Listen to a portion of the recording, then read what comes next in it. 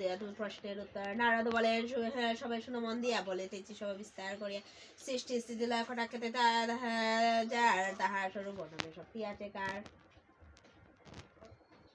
অনন্ত স্বরূপ আর অনন্ত মহিমা কে এইভাবে বলো তার মহিমা সীমা। ভিন্ন ভিন্ন রূপ ভিন্ন পূজার বিধান, ভিন্ন ভিন্ন রূপ দেয়া করে ভক্তে তাহার। তুই দিন দিলা তাহার করিব বর্ণন, মন দিয়া সবে তাহা করো শ্রবণ।